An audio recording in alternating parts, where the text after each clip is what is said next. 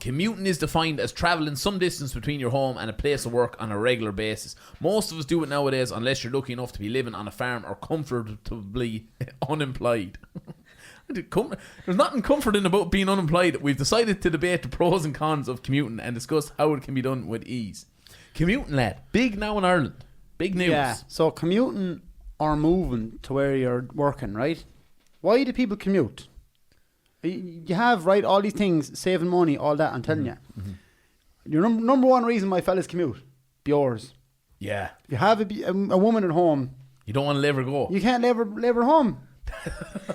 I fully agree. Like, when you're talking about Bures, and let's put family into that, you know, fellas who got the Bures and now have the sprogs from the Bures. Do you know, you don't want to leave them. But the thing is, fellas now are commuting, like, say, an hour and a half, 2 hours to work, because they're like, I don't want to uproot the family.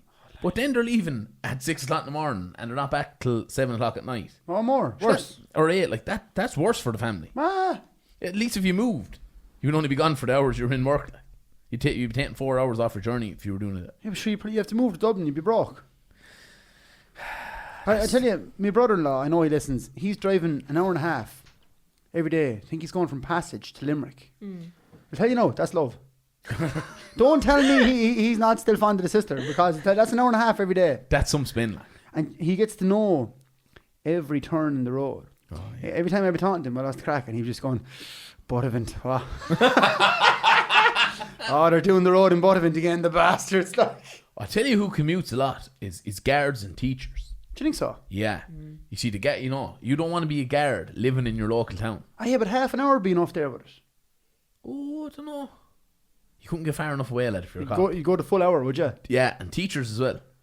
You don't want to be in, like, you know, Super Value doing your shopping and a load of kids going, well, miss. That's, teachers hate that. Yeah, going in hungover Sunday morning. Yeah, do you know, they know where you were the night before, like. That's why teachers and guards, I think especially, do a lot of commute. Yeah, you want to get past the 45-minute mark. How far is too far to commute? I think if you're going over an hour... Yeah, it's paying the whole quality of life. Have a bit of science on that now, Johnny. Hang on. Yeah, there you go. A study from Eurostat said once you go past 45 minutes in Europe, they find that you eventually move. Wow. That you can't do more than 45 minutes for your whole life. People are very lucky. Well, we're very lucky here in Cahir. Yeah. That we're kind of actually... An hour from Waterford, Cork, Limerick. Yeah. Which isn't too bad. Like Kilkenny, Portlaoise. You'd only have to really move if you're going to Dublin or further up that way. Yeah, but lads from Cahir would move to Cork for the crack.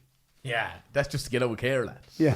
But like Cahir particularly is a great place for a lot of people are carpooling now. Yeah. On the commute, like. So you'll see cars abandoned at every roundabout in Cahir. There's cars everywhere, like, so fellas are parking. And I suppose that's good in one way for the environment, you know, and it's good to save money on petrol, you know. So And the company matters a lot, like. Jeez, the company matters. Like, fellas who commute alone, like if you're driving an hour and a half each way on your own. There's some man for the podcasts. The one thing that's helped the commuters, lads, of course, is podcasts. It's probably changed the game. I bet this fella's like learning to speak Spanish from tapes. Going through Buttevant. Hola, ¿dónde está Limerick? You know? I'll tell you what would make commuting handier in Ireland is something that we had in America when we drove across California, was the carpool lane. Oh, yeah. So in America now they've got the carpool lane. Don't go saying they need a carpool lane in Buttevant. No, not in Buttevant. Like. They need a bypass. I'm telling you now, if you're commuting from Naas to Dublin, carpool lane would work. Carpool lane would work. Like people with 2 or more is the rule in America. I think if you have over 2 people in your car, you're allowed to use the carpool lane. So they should have one of them in Dublin. Like, you should be allowed to use the taxi lanes if you've got more than 2 people in the car. Oh, lad, that's a big call. Yeah, to make it handier. Like, it would make it handier. Yeah. People would carpool, then you'd you know. See, yeah. You're cutting traffic straight away. I should be fucking Minister of Transport at this stage. Like. You stay at home maybe for mammy's cooking, like. Do you know if you're an apprentice now and you get a job like an hour and a half away? Yeah, but if you're an apprentice, sure, you'd be eating fucking pot noodle for the week if you were to move. Like. Yeah, see, stay home, mammy, get the spud. Get the old spud off, mammy. Get the white sauce. But the problem then with, like, you know, people driving to work and commuting is okay. Public transport. Are we getting onto this though? Can we get into this? Go on, right? Public transport versus driving. I don't know how people do the public transport. I don't know how they do it. Why? Like, thankfully, we both have nice, comfortable cars. Yeah, we have to, because that if you're going to drive long distances, you're going to have to get a good car. Yeah, and I fully agree with you. But the whole public transport thing, lads, I don't know how fellas get trains and bikes. The Lewis, sorry for around 5 minutes.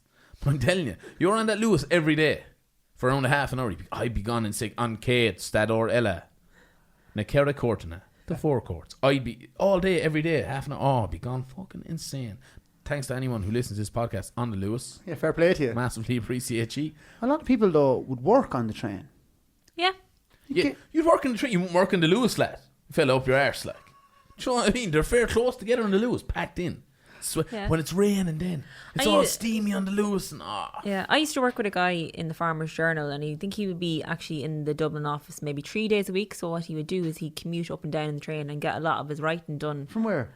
Sitting on the train working on his laptop. That's commuting from Tipperary. Sorry. By God. That's all well and good hypothetically. The problem here now with the train is let me tell. I'm on one here. He's off. He's off. That train's very expensive. Okay. We got the train to Dublin the weekend of the All Ireland. We didn't get the train up now. Thankfully, we had a driver. Cheer that driver. And we got the train. We got a lift. We got a lift. We got the train home. Houston Station to Thurles. Because we can't go no further than Thurles. Right. How much? Go on. Yeah.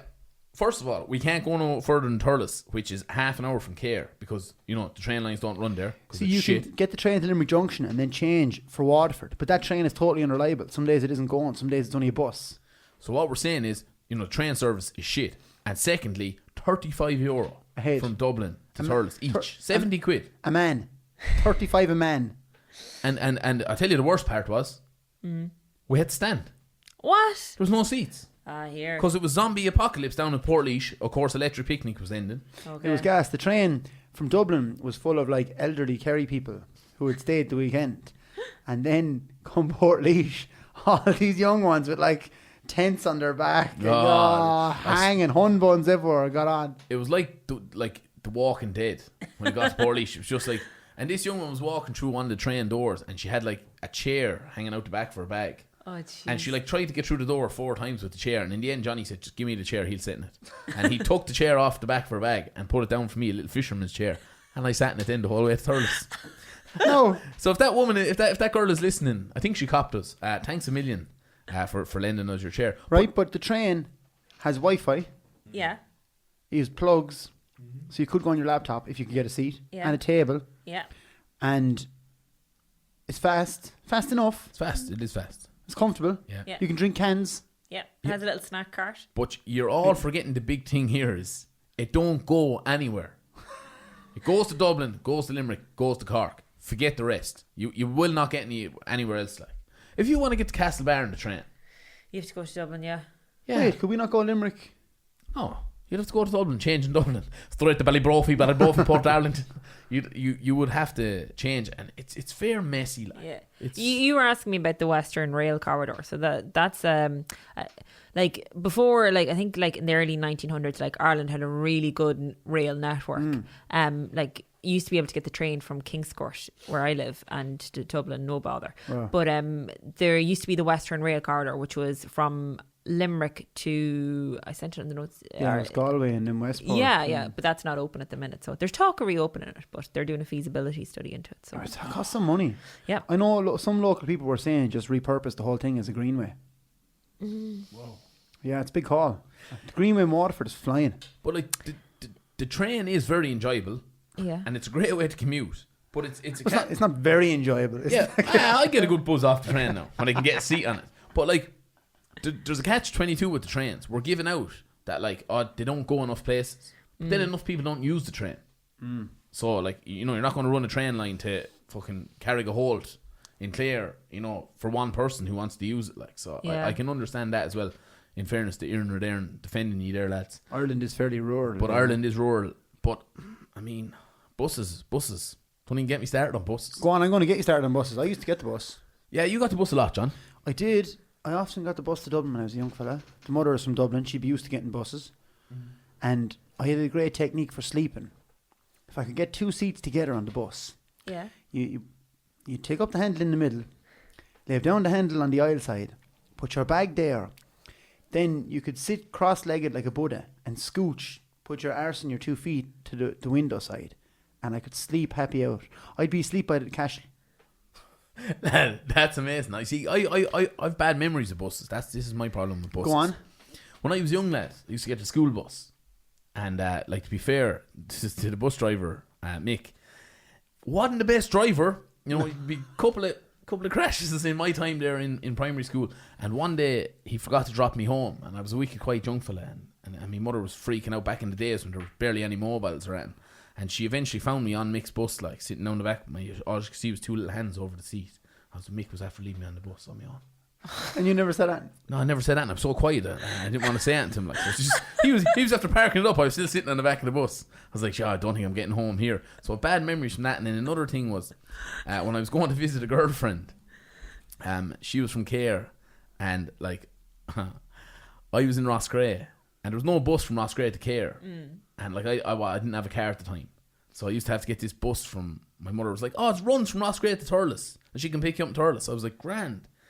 But that bus is actually ran privately for a service in Roscrea, for disabled, for the kind of special needs. Yeah. Okay.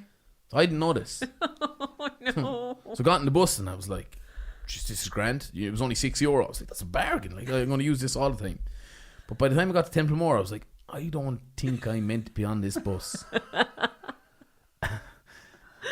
And, you know, wicked altogether. Like, but you know, I suppose that's love, isn't it? You gotta suffer. You gotta suffer for love. So just bad memories of buses. You know, I say about me falling asleep on public transport. One day I was in the train, and I used to just pull the cap down over my eyes and I'd fall asleep. And one day I woke up, and I looked around, and everyone else around me was laughing. What? And then I was like, I just shook it off. And then someone was like, you were sleep talking. I was like, what was I saying? And they're like, your mum was trying to wake up for school. On the train to Dublin. Oh, you'd be mortified. But like, do you know who was on the train and the bus? Old people. Yeah, that's free travel. Yeah, free travel, not a bother. They'll go anywhere. Lad. They never drive. What I think they just do just for the crack. Like, let's get the bus to Dublin for a day out. Yeah, I can't. I look. Hey, have one for you here, Johnny. People who commute to work on public transport are 15% more likely to be slimmer than those who drive to work in a car.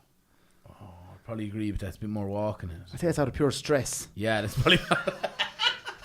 Oh Jesus, am I going to miss it? I'm going to miss it. So look, I guess what we're going to ask the people who are listening is, can we have your funny commuting stories? Have you ever had that odd happen to you on a bus or a train or on your way to work or on the way home? Because like, people talking to you on buses and stuff I talk to people on the train. Yeah, but like, I say people hate to see you coming. Like, on the train home from Dublin, some old lad from Kerry thought I was Paddy Marr. Oh yeah. I was like, no, I'm about 6 inches and 2 stone short there, Paddy Marr, lad. Johnny, average commute time in Ireland? Half an hour. Yeah, 28.2 minutes. Yeah. But there is 200,000 people in Ireland who drive for more than an hour each way. They're hardcore. That's hardcore. Now, in saying that, we go to Dublin 4 times a week. Like. Most weeks we'll have to go to Dublin, and we thought about moving up there, but I can guarantee you now, one of us would have fell off the wagon. We'll let you decide who that is. That's why we didn't move to Dublin, and that's why we love Tipperary. But it's going up. There was a 7.5% increase of Irish people using public transport in 2018. Get that in your pipe, lad. I will never use public transport. Right, send us in your funny stories of your commute and any odd things ever happened to you on your trains or buses or on your journeys in. And thanks a million to everyone who does listen on your daily commute.